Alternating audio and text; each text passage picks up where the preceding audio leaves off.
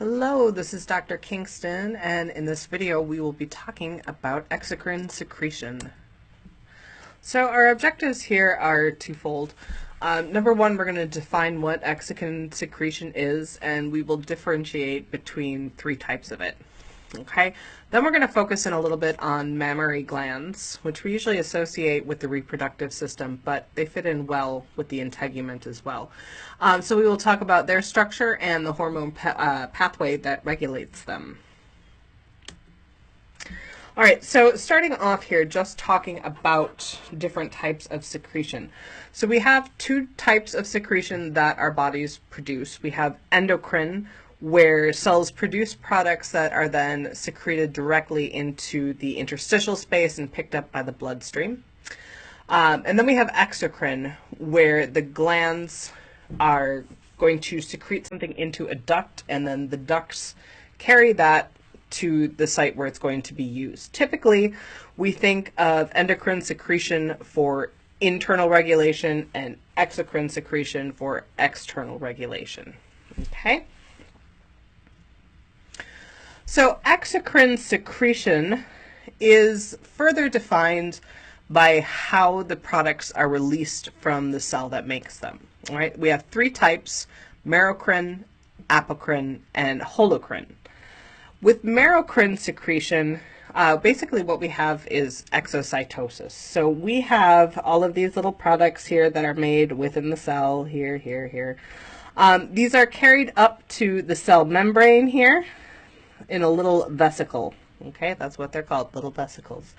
That attaches to the cell membrane, and that opens up like so and allows all those little products to escape out into the duct without affecting the cytoplasm or anything else of the cell. Okay, apocrine secretion doesn't do the no damage bit. So with apocrine secretion, we have the same thing, little products here floating around in the cell after they are made by our Golgi complex.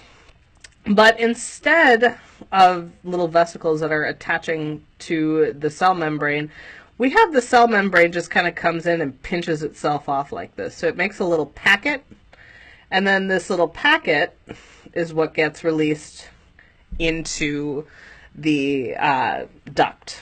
The remains of the cell here, okay, so the Golgi apparatus stays here, and it will continue to produce all these little products, whatever they may be, and the cytoplasm of the cell will replenish until this whole process happens once again. All right, holocrine secretion then is the most different. All right, so here we had our Golgi apparatus making our little products here, and the products leaving the cell in some way. What happens with holocrine secretion is that this secretes its products, we get a big buildup of products, and then kablooey, the whole cell just kind of explodes. So the secretion here includes the entire remains of the cell. So we have the products that it made, but it's also including the cytoplasm, the cell membrane, all the little organelles. So it's everything. All right, important to note that with merocrine secretion, these cells will continue to secrete once their products have been released. With holocrine secretion, on the other hand, and probably pretty obviously, this whole cell will be replaced because the whole cell will be secreted. The structure of these exocrine glands follows a pretty simple pattern for the most part. So these are determined by how those secretory cells are arranged and the complexity of the ducts that lead them to the outside world. All right, so let's talk about what I mean here. We're going to start with just simple ducts here and alveolar shaped secretory cell arrangement. So alveolar, however you want to pronounce it here, it's Latin for small cavity. So when you get these little balloon looking structures hanging off here, those are alveolar. Okay, if there's one, it is just a simple alveolar with a simple duct. Okay, if you have multiple little alveoluses, arranged around a single duct, we call that a simple branched alveolar structure. All right. A tubular structure is a little bit longer than alveolar. All right, so where alveolar was just that little pocket, a tubular structure is going to be long and skinny. Okay. Many times, and we see this with all of our sweat glands, it's going to curl in on itself, and we call it a simple coiled tubular. All right, so those are the arrangement of our secretory cells. We also take into consideration the complexity of the ducts that these are secreting into. So in every case that we've just seen here, we have one duct. So one duct, one duct, one duct. Right? Doesn't matter how big they are, doesn't matter how long they are, just one duct. You can have compound ducts, and this is where you've got one big duct leading out and then a couple of smaller ducts that lead into that. Okay, that's all we're talking about here. So you pick your name based on what shape these are arranged in and how many branches the ducts have. All right, so with that in mind, let's talk a little bit about specific glands that we find in the integument. We're going to start off with sweat glands, or sudoriferous glands, because they are the most abundant in our integument. These all use merocrine secretion. Okay, so that first type we saw, that was basically exocytosis. Our products are surrounded by little vesicles. The vesicles are transported to the cell membrane and then pushed out that way without damaging the cell. And these are all simple coiled tubular in structure. Okay, so we can see a big sweat gland right here, and we can see it's a long tube that is coiled in on itself. Nothing too fancy there. These are going to be found throughout the body, throughout all the integument. And this is because they are very important in thermoregulation. So by pushing a liquid, sweat, out onto the surface of the skin and allowing that to evaporate, we are able to cool the skin and the underlying structures. These are also, believe it or not, important for excretion of different waste materials. So salts, urea, uric acid, ammonia, amino acids, glucose, lactic acid. If you've ever had a really rough night out and you didn't feel better until you went and exercised the next day, this is why. This helps to push some of the toxins that are left over in your bloodstream back out to the outside world.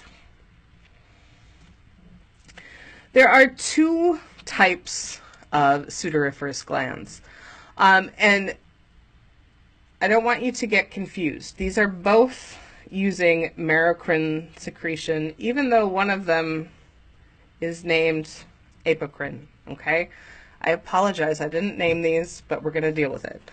All right, so let's start off talking about the eccrine sweat glands, because they are more ubiquitous throughout the body. All right, you find them everywhere. These are up in your scalp, they are down on the soles of your feet, in your toes and your fingers. They're everywhere. They're going to secrete a very watery sweat that has some salt and urea and all that stuff in it, but it's mostly made up of water. And the purpose of eccrine sweat glands is to cool your body down. So when your temperature increases, they secrete that watery sweat, and then you lose a little bit of heat through evaporation off the surface there. Okay, so these are thermoregulatory, and the sweat produced by them is generally not odor producing.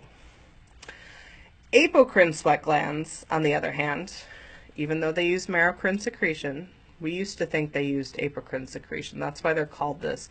But further investigation revealed that they do not. But we kept the name.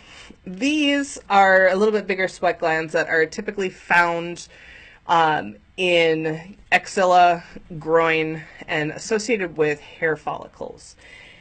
These secrete a bit more viscous sweat, so it has more stuff dissolved in it. Specifically, it's got some lipids and proteins. And those lipids and proteins are very delicious to a lot of bacteria that live on the skin, especially in kind of moist areas like the axilla, the groin.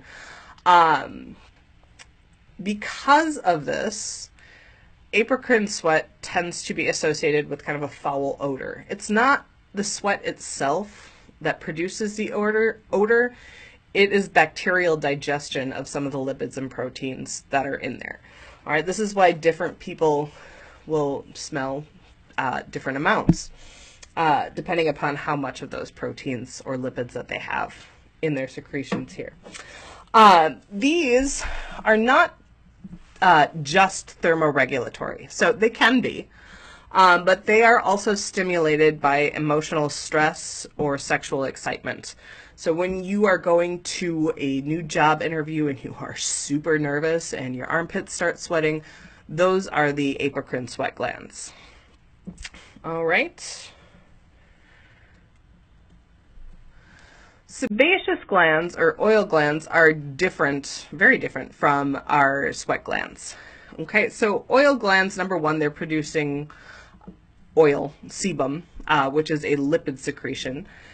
And they function by using holocrine secretion. So that, again, was when the entire cell just kind of explodes, and what used to be that cell, all of its cytoplasms and organelles and products, get secreted into the duct. Okay, these are a simple branched alveolar, so that means they have one duct, but they have multiple little alveoli there that are going to produce secretions. These are almost always associated with hair follicles. They are going to secrete onto the strand of hair like so, and that moisturizes both your hair and skin. That is, unfortunately, when your hair starts getting a little bit greasy, that's also why it feels nice and soft at the same time. It gives it a kind of waterproof coating as well and inhibits bacterial growth. So you don't want bacteria creeping in to your hair follicle down here, because that's how infections happen. In addition to being found around hair follicles, these are also really common around the lips and genitals, again, because this helps to waterproof that skin and inhibit bacterial growth. Places that are, kind of always moist are going to have more of these glands. All right, so inhibiting bacterial growth, as I was saying, is important. So when you have a plugged follicle here, you can get an accumulation of keratin and sebum. If this can't get out of here, the skin around will become inflamed, okay? And when this happens, you get this big puddle of sebum like this. This is what we generally think of as acne or a pimple. Acne is more of a condition where this happens frequently. Pimple is just you've got a little buildup in one spot. But that happens when your pores here around your hair follicle become clogged and that sebum can't escape out onto the surface of your skin. All right, mammary glands are typically taught with the reproductive system, and for very good reason. Their entire purpose is to make and secrete milk that we feed our young. But I think it's worth putting it in here with the integument because, number one, the structure of these, they are actually specialized sweat glands, okay? And they are located within the integument and excrete out onto the integument. So, because they're using these same types of exocrine secretion, we're going to talk about them here. All right, so mammary glands, as I was saying, are milk glands.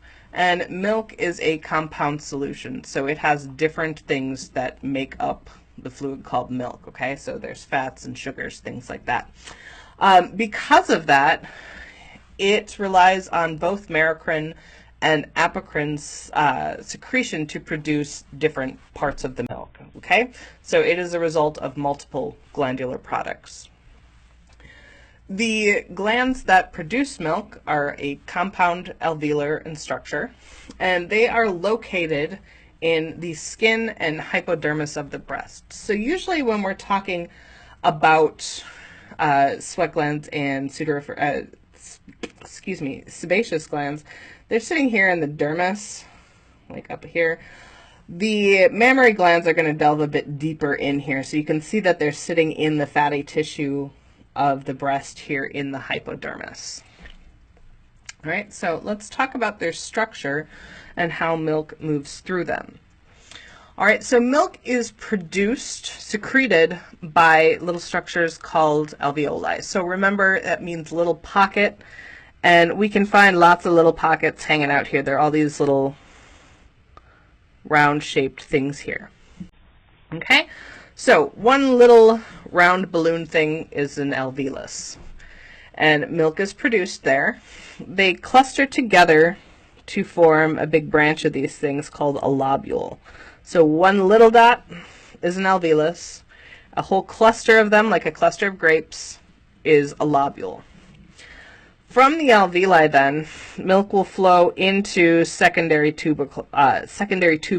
Okay, so all of these little places, these yellow lines that connect the different alveoli together, those are secondary tubules. Those are going to condense into one big lactiferous duct. Okay, so down here where it turns blue, call that your lactiferous duct. And that is going to carry milk out toward the nipple. Okay, so over here on the right side, we have a lobule that is made up of different alveoli.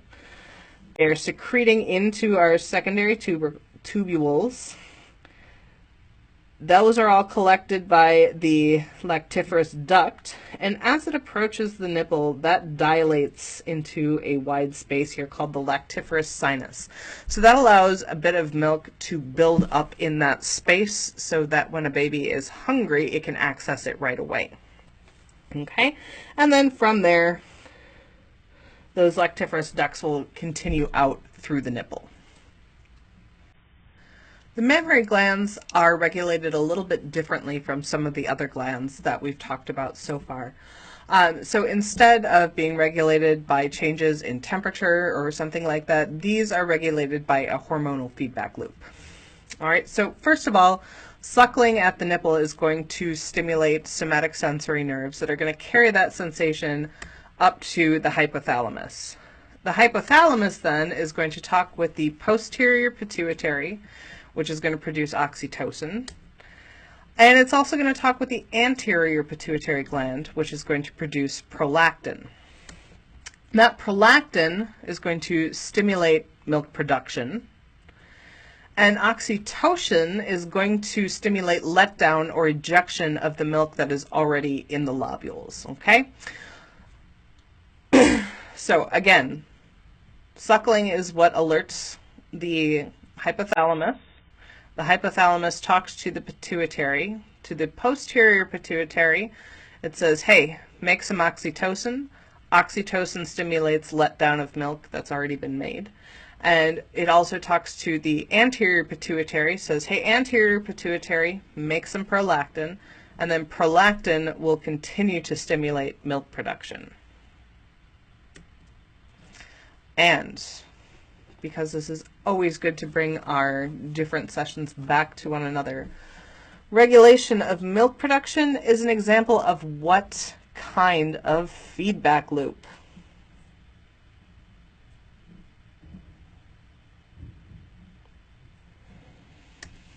That is a positive feedback loop. More suckling equals more release of oxytocin, more release of prolactin, which means more milk is made and ejected. All right, so our stimulus and our products are moving in the same direction. They're both increasing.